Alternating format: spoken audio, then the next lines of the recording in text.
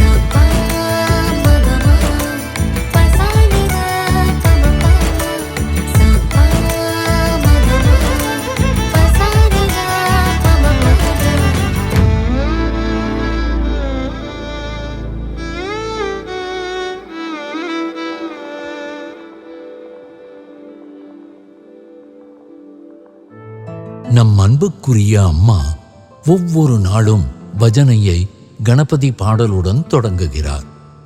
ஆனைமுகன் எனும் அர்த்தத்தில் கஜானனன், கஜமுகன் என்ற பெயர்களும் கணபதிக்கு உண்டு. அவை அவரது வலிமையையும் மகத்துவத்தையும் குறிக்கின்றன. எவ்வளவு அடர்ந்த காடாக இருந்தாலும் யானை உள்ளே நுழையும் திறன் கொண்டது, அதாவது மற்றவர்களை வழிநடத்தும் திறன் கொண்டது. விநாயகரின் பெரிய வயிறு நமது எல்லா பிரச்சனைகளையும் அவரால் உட்கொள்ள முடியும் என்பதை உணர்த்துகிறது. பெரிய காதுகள் நன்றாக கேட்பவர்களாக மாற நமக்கு கற்றுக் கொடுக்கின்றன. அவர் நம் பிரார்த்தனைகளை கேட்கிறார். நமது அணுகுமுறைதான் அவருக்கு முக்கியம். அவரது அகன்ற நெற்றி எல்லையற்ற ஞானத்தை குறிக்கிறது. சிறு கண்கள் அவர் வெளிமுகமாக செல்பவர் அல்ல, அகமுகமான சிந்தனையாளர் என்றும் அதற்கு அவர் தனது மூன்றாம் கண்ணை பயன்படுத்துகிறார் என்பதையும் விளக்குகிறது. அவரது தும்பிக்கை ஓம் எனும் பிரணவ வடிவமானது. எல்லா மந்திரங்களின் மூலமும் ஓம் என்பதால் எந்த மந்திரத்தை உச்சரித்தாலும் அது விநாயகரை தியானிப்பதற்கு நிகராகும். அனைத்து எழுத்துக்கள், பதங்கள் மற்றும் மந்திரங்கள் மூலாதார சக்கரத்தில் உறைகின்றன. கணபதியும் அங்குதான் வீற்றிருக்கிறார். அதிசூக்ஷ்மமான பேச்சு சக்தியான பராவாணியின் உறைவிடமும் மூலாதார சக்கரமே. கணபதியின் அருளின்றி மூலாதார சக்கரம் திறக்காது. அதனால்தான் விநாயகர் தேவியின் வாயில் காவலர் என்று அழைக்கப்படுகிறார். விநாயகரின் அனுமதி கிடைத்தால்தான் தேவியின் அருளுக்கான வாயில் திறக்கிறது. கணபதியின் வாகனம் எலியாகும். எலியின் வாசனை நுகரும் திறன் அசாதாரணமானது. அது உலகியல் ஆசைகளின் அடிமைத்தனத்தின் அடையாளமாகும். எனவே எலியின் மீது சவாரி செய்வது அகந்தையின் மீதான முழுமையான வெற்றியை குறிக்கிறது. அன்பு வடிவாகவும் ஆன்ம வடிவாகவும் இருக்கின்ற அனைவருக்கும் வணக்கம். എങ്കിലും ഒരു ഈശ്വരാവതാരത്തിൻ്റെ മുഖ്യമായ ഉദ്ദേശം ജനഹൃദയങ്ങളെ ഈശ്വരപ്രമം ഉണർത്തുക എന്നതാകും. ஊமையாக இருக்கும் ஒரு குழந்தைக்கு நாம் பேசுவது புரியாது, சைகையால் தான் காட்ட வேண்டும். ஒரு அவதாரத்தின் முக்கிய லட்சியம் என்பது மனிதர்களின் மனதில் பக்தியை வளர்ப்பதாகும். மனிதர்களின் நிலைக்கு இறங்கி வந்து அவர்களை உயர்த்துவதே அவதாரத்தின் லட்சியம். கோபியர்கள் பகவானிடம் கேட்டனர், நாம் அன்பு செலுத்தினாலும் அதை மறக்கிறார்களே, அவர்களை பற்றி நீங்கள் என்ன நினைக்கிறீர்கள்? பகவான் கூறினார், அவர்கள் நன்றியற்றவர்களாக இருக்கலாம், ஆசையற்றவர்களாக இருக்கலாம், அல்லது ஆத்மாவை அறிந்தவர்களாகவும் இருக்கலாம். நான் இந்த 3 தரத்தையும் சேர்ந்தவன் அல்ல. நான் யாரையாவது கவனிக்காமல் இருப்பது அவர்களின் பக்தியை வளர்த்து அவர்களின் அன்பை முழுமையாக்கவே. இறைவன் மனிதர்களிடையே வருவது இந்த பக்தியை அவர்கள் மனதில் வளர்க்கவே ஆகும். உதாரணமாக இறையன்பை விட்டில் பூச்சியுடன் ஒப்பிடலாம். விட்டில் பூச்சி ஒளியை பார்த்தால் அதன் கவனம் வேறு எங்கும் செல்லாது, ஒளியை நோக்கியே செல்லும். விட்டில் பூச்சி விளக்கின் ஒளியால் கவரப்பட்டு அதில் லயித்து விடுகிறது. பிறகு அங்கே இருமை இல்லை. பகவான் என்னும் அக்னி அமுதம் நிறைந்ததாகும், அதில் லயித்தால் மரணம் இல்லை. கிருஷ்ணரின் புல்லாங்குழல் ஒலி கேட்டு சகல சராச்சரங்களும் ஆனந்தம் அடைந்தன. நமது அகந்தை அழிந்து புல்லாங்குழல் போலானால் நம்முள் இருக்கும் நாத பிரம்மம் உயிர் பெறும். பிறகு வாழ்வே இனிமையான சங்கீதமாக மாறும். கோகுலத்தின் வெண்ணெய் திருடன், பிருந்தாவனத்தில் வேணுகோபாலன், கோபர்களின் தோழன், கோபிகளின் உள்ளம் கவர்ந்தவன், போர்க்களத்தில் நிகரற்ற வீரன், ஆட்சியில் தந்திரசாலி, குருக்ஷேத்திர பூமியில் பார்த்த சாரதியாக பகவத்கீதையை உபதேசித்து பக்தர்களை காப்பவன் என்று நூற்றுக்கணக்கான பாத்திரங்களில் பகவான் விளங்கினார். தேவகியின் 8வது குழந்தையாக ஸ்ரீகிருஷ்ணர் அவதரித்தார். அஷ்டாங்க யோகத்தில் யமம், நியமம், ஆசனம், பிராணாயாமம், பிரத்யாகாரம், தாரணை, தியானம், அதற்கு பிறகு 8வது கட்டம் சமாதியாகும். யோக சாதனையின் மூலம் முதல் 7 படிகளை வெற்றியுடன் கடந்து முழுமையான மன தூய்மை அடைந்த பிறகு இறை அனுபவமும் சமாதியும் கிடைக்கின்றன. சமாதி என்றால் சமம் பிளஸ் ஆதி, சமமாக காணும் புத்தி. சமதர்ஷனம், சமமாக காண்பது. புத்தி 2 வகைப்படும், நான், நீ. பலவாக கண்டாலும் தன்னிலிருந்து வேறுபாடற்ற பாவம், அந்த நிலையை அடைய வேண்டும். இதைத்தான் ஸ்ரீகிருஷ்ணரிடம் நாம் காண்பது. யுதிஷ்டிரர் செய்த யாகத்தில் விருந்தினர்களுக்கு பாதபூஜை செய்யவும் பகவான் தயங்கவில்லை. உயர்வு தாழ்வு என்ற வித்தியாசம் இல்லை. எல்லா செயல்களையும் அவர் உயர்வாக கருதினார். போர்க்களத்தில் அர்ஜுனனுக்கு கீதை உபதேசித்ததும் குதிரைகளை ஓட்டியதும் அவர் ஒரே போல கண்டார். எந்த செயலும் உயர்வானதே என்று பகவான் தனது வாழ்வின் மூலம் கற்பித்தார். ஒரு கதை நினைவில் வருகிறது. ஒருமுறை ஒரு நாட்டில் படைவீரர்கள் எல்லோரும் சேர்ந்து ஒரு தூணை தூக்க முயன்றனர். அவர்கள் செய்வதை கண்காணிக்க ஒரு அதிகாரி அங்கே நின்று கொண்டிருந்தார். படைவீரர்கள் எவ்வளவு முயன்றும் அந்த தூணை தூக்க முடியவில்லை. அப்போது ஒரு வீரர் குதிரையில் வந்தார். அவர் அங்கு நடப்பதையெல்லாம் கவனித்துவிட்டு அவர்கள் கஷ்டப்படுவதையெல்லாம் கண்டு அங்கே நின்ற அதிகாரியிடம், நீங்களும் உதவலாமே என்று கூறினார். குதிரையில் வந்தவரிடம் அந்த அதிகாரி கூறினார், நான் யார் என்று தெரியுமா? சக்கரவர்த்தியின் சேனையில் உயர்ந்த அதிகாரி.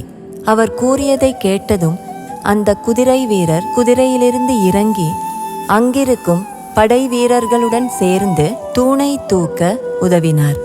அவரது உதவியால் அவர்களால் தூக்க முடிந்தது. தூணை அங்கு வைத்த பிறகு அவர் குதிரையின் அருகில் வருகிறார். அப்போது அந்த அதிகாரி, நீ யார் என்றார். அவரது பெயரை கேட்டதும் அதிகாரியின் கைகால்களெல்லாம் நடுங்கத் தொடங்கின. அவர் பயமடைந்ததால் தலை சுற்றியது. காரணம், குதிரையில் வந்தவர் சக்கரவர்த்தி. சக்கரவர்த்தி கூறினார், எந்த வேலையும் தாழ்ந்ததல்ல, எல்லாம் உயர்ந்ததே. நமது அதிகாரத்தை பற்றி ஒரு பொழுதும் இருமாப்பு கொள்ளக்கூடாது என்று கூறி குதிரை ஏறி சென்று விட்டார். சூழ்நிலைகள் கடினமாக இருந்தாலும் அவை பகவானை பாதிக்கவில்லை. அவரது புன்னகை ஒருபோதும் மறையவில்லை. எல்லா செயல்களையும் முழுமையாக செய்வது, பற்றின்றி செய்வது, வெற்றி தோல்விகளை பற்றி சிந்திக்காமல் தன் கடமையை நன்றாக செய்வதே பகவானின் உபதேசமாகும்.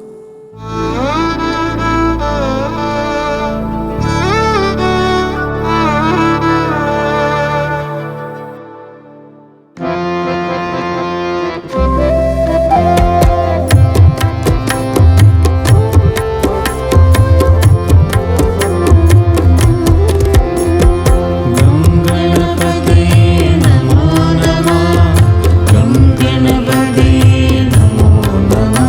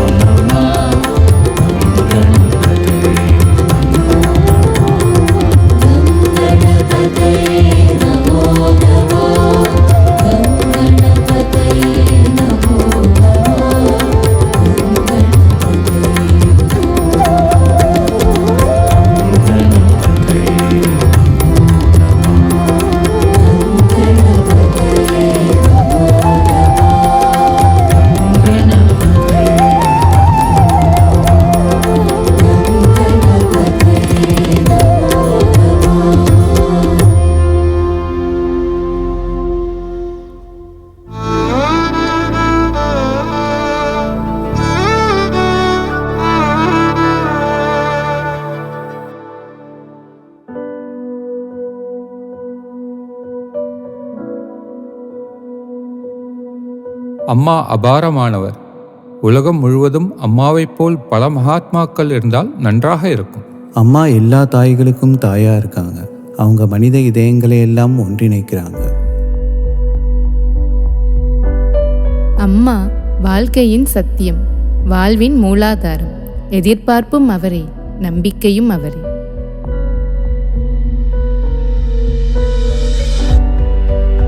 தூலோன் சிறந்த கலாச்சார மரபுகளின் இடம், சுற்றுலா பயணிகளின் உள்ளங்களை கொள்ளை கொள்ளும் நகரம். ஒரு பக்கம் அழகான கடற்கரையும் அதன் நவீன சுற்றுலா விடுதிகளும் நம்மை ஈர்க்க, மறுபக்கம் அமைதியான கிராமப்புறங்களின் ஸ்கீ ரிசார்ட்ஸ் நம் மனதை கவர்ந்திழுக்கும்.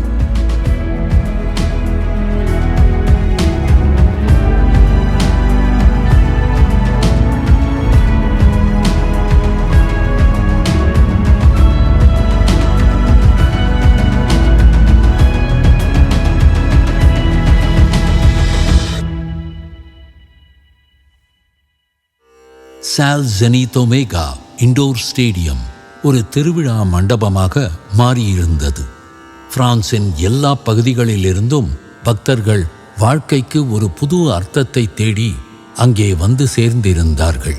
அவர்களுக்கு அம்மாவை கண்டால் போதும், அவரது தோற்றமே வசந்த கால தென்றலைப் போல் அவர்களின் மனதை மேன்மையாக வருடி அமைதியின் குளிர்மையை அனுபவிக்கச் செய்யும்.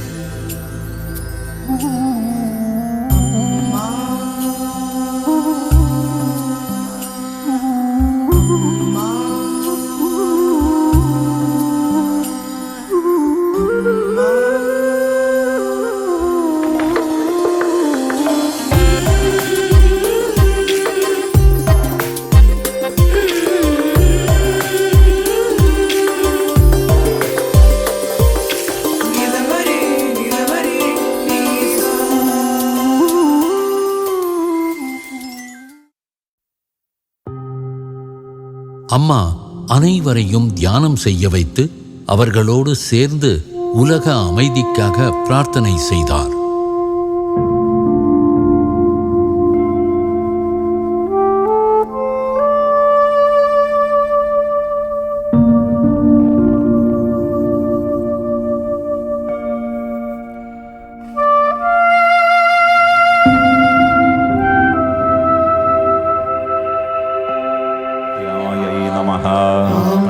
ஓம் நிராகாராயை நமஹ.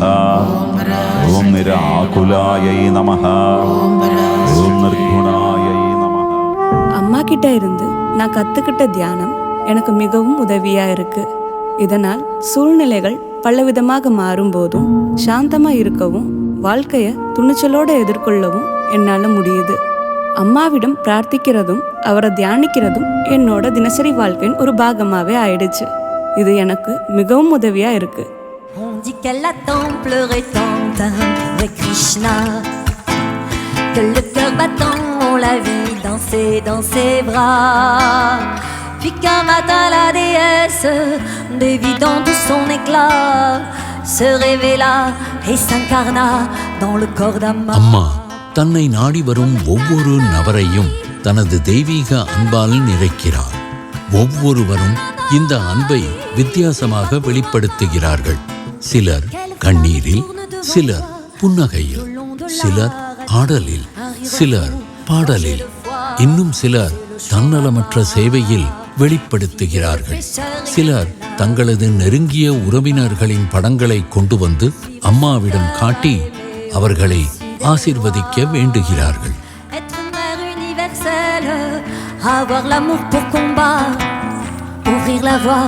தியானம் செய்யவும் அம்மா தந்த மந்திரத்தை ஜெபிக்கவும் பழகியப்போ அவரோட செய்தி என் இதயத்தில் வந்து சேர்ந்தது. அதன் ஆழத்தில் ஒரு எண்ணம் உறுதியாக எழுந்தது. அது உலகத்திற்கு சேவை செய்யன்னு தெளிவா இருந்தது. அதன்படி வாழவே இப்ப நான் முயற்சி செய்துட்டு இருக்கேன். Ah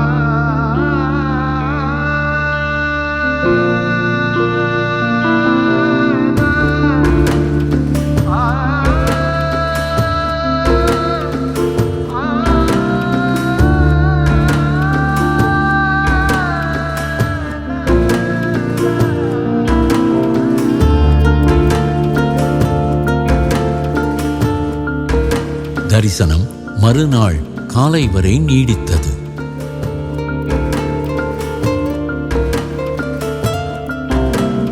இங்கிருந்து அம்மா கியூலான் ஆசிரமத்திற்கு செல்கிறார். பக்தர்கள் அனைவரும் மகிழ்ச்சியில் திளைத்திருக்கிறார்கள்.